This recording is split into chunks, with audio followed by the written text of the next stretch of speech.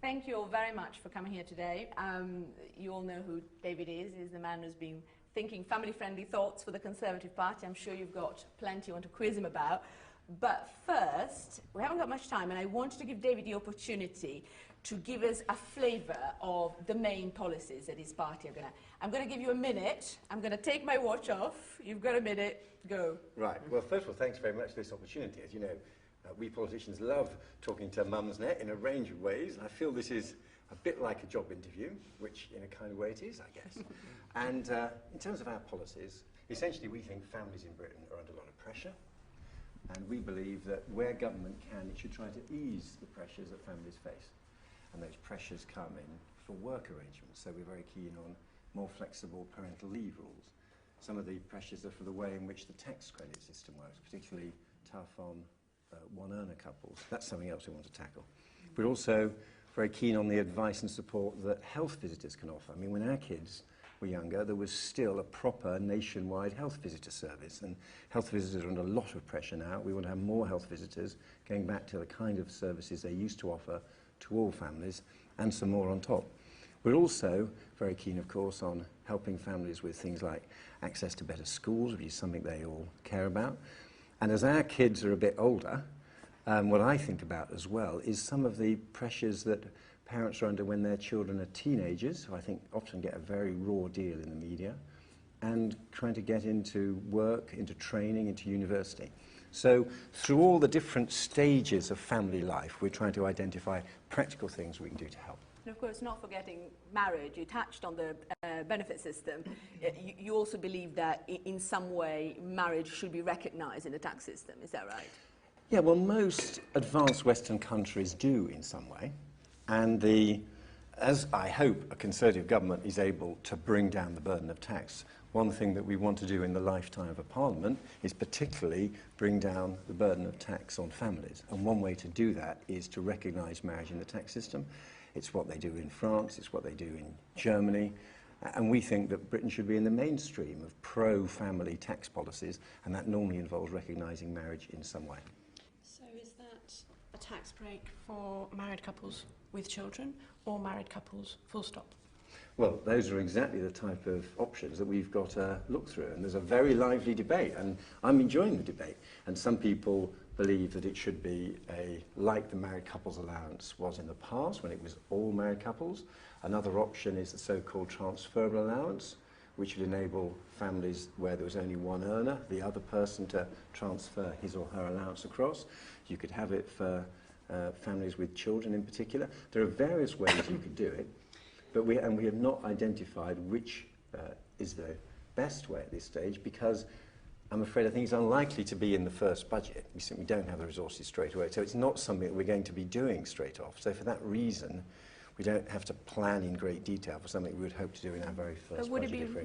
Would it be right to assume, David, that there is no money for a blanket transferable tax allowance? You might have to concentrate, for instance, on married couples with children up to 5. I mean, is that part of the flavour of what you're trying to look at? Well, certainly, obviously, we know how tough the budget position is going to be. But as we have the lifetime of a parliament to do it, there are a range of options we could look at. But there are people who say, if you can't afford much, then a good place to start would be a transferable allowance that helped families with young children. That's something that Ian Duncan Smith, for example, has proposed. And I understand that argument. And as I say, we have not reached a decision at this stage, but there's lots of options being put to us, and that's fantastic, and interested in your thoughts on how we should do it.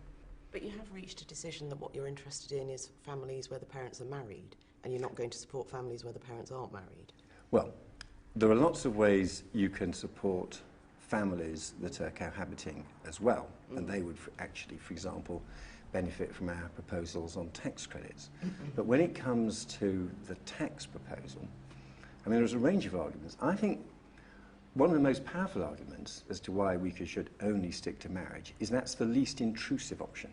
In other words, you're asking the tax authorities to help families in certain circumstances. As soon as you start getting into what is the nature of your relationship, are you cohabiting, what's the nature of the cohabitation, you're requiring the tax authorities to get into an incredible amount of intrusive detail in people's lives. The advantage of marriage, alongside all the social arguments about the value of marriage, the advantage of marriage in this circumstance is also very straightforward and unintrusive. The tax authorities simply have to know if you're legally married, which is why most countries do it this way. But you know who all the parents are because we all get child benefit, so I don't accept that argument that you're going for marriage because it's easier to find out who they are. You know who the mothers are. We know who the mothers are and we help them through child benefit, but this is an aim aimed at helping families, couples in other ways. I mean, of course, we support child benefit, but I think it's actually in the best interests of families if governments have a range of ways of helping them.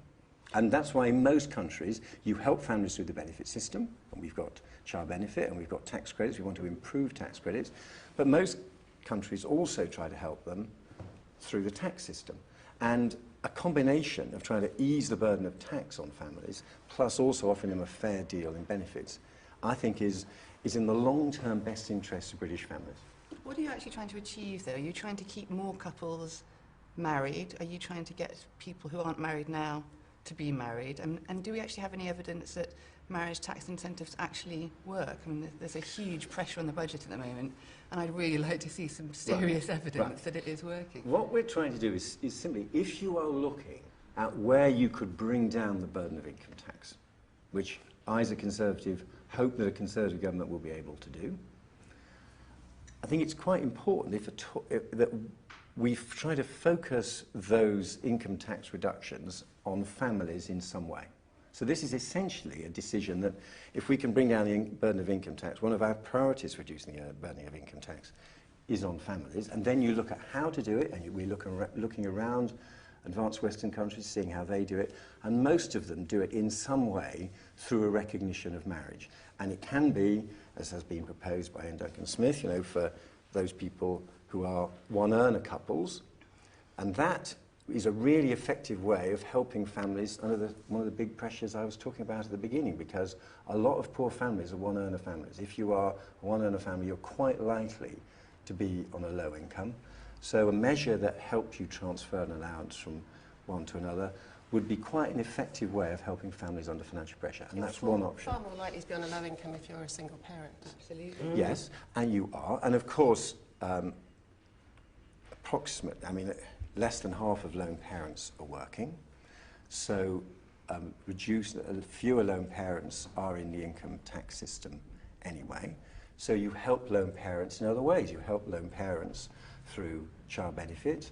We're helping them through tax credits by trying to end the penalty for living with a partner, which there is in the tax credit system at the moment. So it's not that the only way we want to help families is through some recognition of marriage in the income tax system. There are lots of other things we're trying to do as well.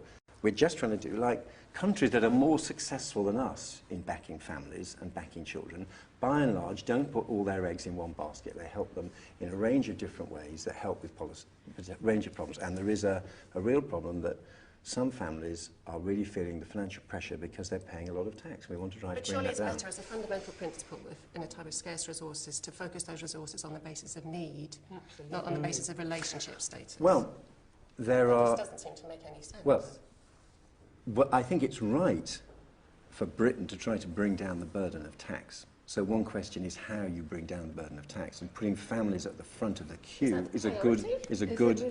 I think a lot of the pressures that families face is simply paying the bills at the end of the month. I mean, bring down the burden of taxation on the people at the bottom end of the income scale. And that's why all families. I mean, there are ways of doing it, but that's why one of the options, and it's still open, why one of the options of the allowance that a non-earner in a couple can transfer to the earner, the allowance that the non-earner in the couple can transfer to the earner, that does actually work quite well when you look at it as a way of helping families on low incomes, because by and large, one-earner couples tend to have lower incomes. Now, it's not the only way which we could do it. There are other options as well, but it does help. And again, it explains why you would focus on marriage. I mean, there are lots of arguments about marriage, and there are other things you must talk about as well, but if you are transferring an allowance from one person to another, having some kind of legal link with that other person is the way in which most countries that have transferable allowances is the reason why they focus on marriage.